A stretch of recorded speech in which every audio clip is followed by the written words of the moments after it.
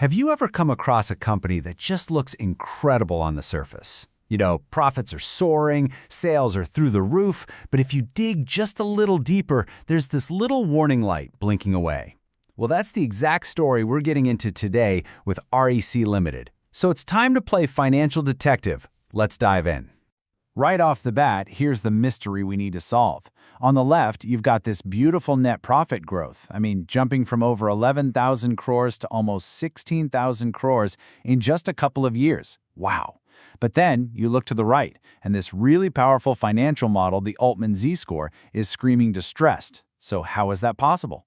How can a company look like it's both flying and in trouble at the exact same time? That is the paradox we're going to unravel. Okay, so first things first, let's look at the good stuff. Because on paper, REC Limited looks like an absolute runaway success. Just check out these sales numbers. This isn't just a little bump. It's a clear, powerful story of massive, consistent growth year after year. But what's even more interesting is how this top-line growth translates all the way down to the bottom line. And boom, there it is, nearly 11% year-over-year profit growth. So they're not just selling more, they're getting more profitable. With numbers like these, everything should be great, right? Well, not so fast. That awesome growth story is really just one side of the coin. Now we need to peel back the layers a bit and figure out what's up with that flashing red warning light. Which, of course, brings up a pretty important question. What is this Altman Z-score anyway? And why should we care what some model from the 1960s has to say? Okay, so think of it like a financial physical for a company. It was invented way back when, but it's still so useful because it takes 5 different key financial ratios and rolls them all up into one single, powerful score that's surprisingly good at predicting trouble. And these are the 5 vital signs it checks. It's looking at everything, from whether the company has enough cash on hand, to its long-term profitability, how much debt it's carrying, and how good it is at actually using its stuff to make money. It's a really holistic look at a company's health. And this is the smoking gun. This isn't some new problem. For a decade, REC's score has been stuck in the distressed zone. For 10 straight years, while the company was growing like crazy, this model was waving a giant red flag. So the million-dollar question is, why? It all boils down to one thing, really. The single factor dragging that score down into the danger zone is the company's massive, and I mean massive, debt load. Get a load of this number, 6.33. Let that sink in. For every single rupee of its own money, its equity, the company has borrowed more than 6 rupees. That's an incredible amount of leverage. And this chart just lays it all out plain as day. Look at the bar for its own money, its reserves, and then look at the bar for what it's borrowed. The borrowings just absolutely dwarf everything else.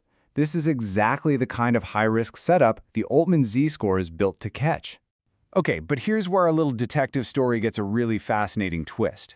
It turns out that the very same debt, the thing that's setting off all the alarms, is also the secret sauce behind one of REC's most attractive numbers for investors. Let's dig into how that works. To get this, we need to pull out a different tool from our kit, the DuPont analysis. It's brilliant, actually. Instead of just looking at the final return on equity number, it lets us see the recipe. It breaks ROE down into 3 ingredients: profitability, efficiency, and, this is the key for us, leverage. Okay, so check this out. REC's profit margin is fantastic. Over 28%. That's solid. Its efficiency, or asset turnover, is actually pretty low. But then, look at that third number, the equity multiplier.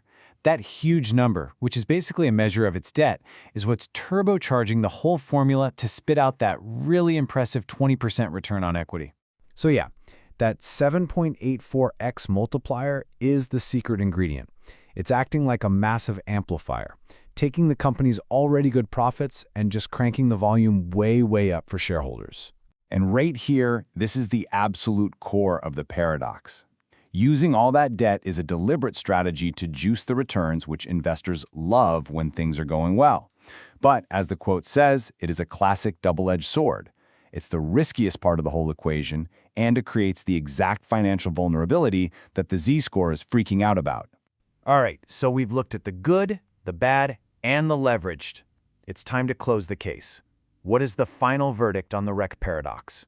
Well, the truth is, it's not that the growth is fake or the Z-score is wrong. They're both right. REIC's entire business model is built on high leverage.